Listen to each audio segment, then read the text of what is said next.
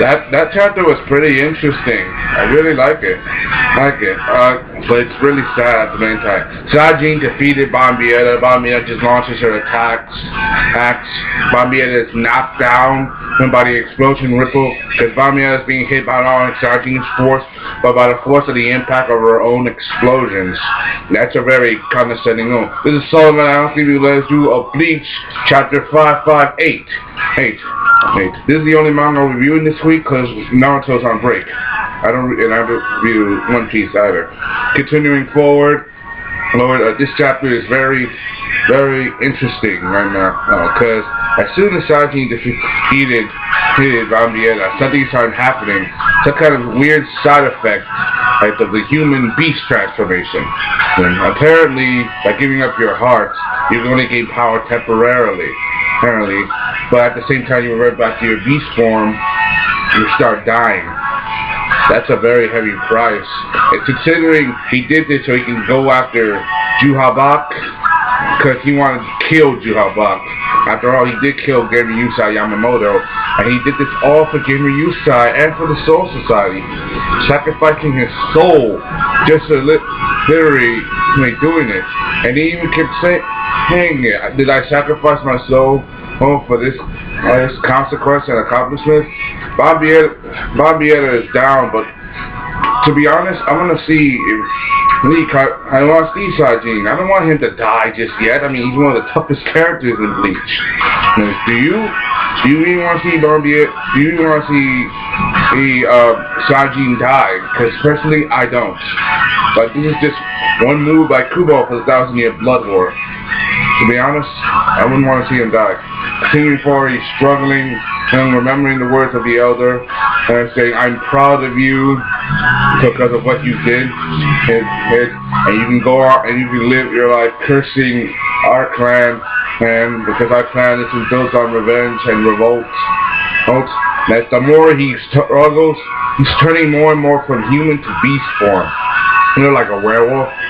In fact, he's been called the werewolf for the past 2 weeks. Ever since Human Boy review, he's been called nothing but the werewolf.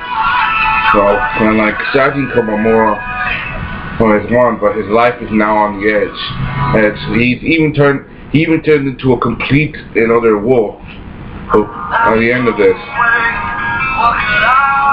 that's very sad. That's very sad because knowing that Sajin's gonna die, but he did this all for the Soul Society, and I like him for that. And he's like struggling a little bit, like his body. He can't even hold his Sanpakuto anymore. He's looking like a complete another wolf, dropping his Sanpakuto. And the elder is like, is the elder dying too? Or the way his neck was like, it was like he was dying. That's just sad, knowing that something like that could happen. That's very sad for someone like Sajin.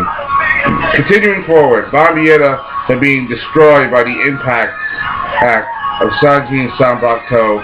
It's flown like throughout the barricade into rubble. They say, I can't believe this. I cannot let this happen, but that's not the worst for Bombietta. Her friends, her other comrades, she's saying on the 5 of us, why was I the only one who was defeated? But then her friends Gigi and the other Quincy come out, say, you want us to help you? And like, he says, hey Gigi, please, don't do it. What is Gigi gonna do? Is he gonna kill Bombietta? Is she gonna kill Bombietta? I guess they would, because Bombietta failed in her mission. I mean, her job was to annihilate the Soul Reaper she was assigned to fight. And that was Sajin. And she used full standing mode. Knowing it would be a big-ass risk. And it lost anyway. To be honest, I don't know if Quincy's are loyal to their own. Especially if Juhabak's in charge. I bet you Juhabak would kill her on the spot just for failing. As an example. If you did see Juhabak himself, but this is a rough edge right now. Continuing forward, before this, we don't know what happens to Bombietta. In fact, we get to see Tensu Zaimon, Sashi Komamura's lieutenant. What the hell has this guy been? I mean, during all the fight, what the hell has this guy been? Trading cards, we could have used him in the fight, and I wanted to see him fight too. Me and his son Pop too. Yeah, but not the. But he says to Sajin that you're wrong. You are captain, and let's go get that bastard you have back for getting Ryusai Yamamoto-san. Like for master named Ryusai. Yeah, and I like this chapter because it shows that he's not dead yet, but he is on the verge of dying. You know, his lieutenant's picking him up on his back. That means he has Sajin Kumamura's back. No matter, even though Sajin did fight first, he still has his back. He's loyal to his captain. Continuing forward, when something's weird, you get to see that strange ramp snake way thing. That people call it that snake way because Ichigo used it to go back to the Soul Society. Despite the comparison with Dragon Ball Z, I just don't get it. Continuing forward, you see that you thought it's Ichigo. Oh, it's Ichigo coming back, but it's wrong. It's two people. Guess who it is? Renji and Rukia. I'm like, yo. Oh, these two are coming? I'm like, badass. Like, yes, finally they're going to get some real badass people in charge. So we haven't seen Rukia or Renji for a while. I want to know how Byakuya's doing with his recovery and so the others.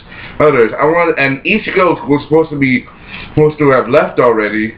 But who's head? Who's ahead? I don't know who's ahead. I got no clue who's ahead. I just don't. But knowing Kubo, it's gonna be badass, and can't wait for next week. Alright, this is Sullivan. I was giving you my latest review of Bleach, chapter 558. Hope you enjoy, and I just love this chapter because you get to know that Sajin sacrificed his life, and it wasn't for nothing. And you get to see Rukia and Renji at the end, and that means more surprises are to come. Knowing Kubo, it's gonna get nasty. And hope you enjoy. Thank you for watching. Comment, subscribe, and thank you for watching my video. Signing off.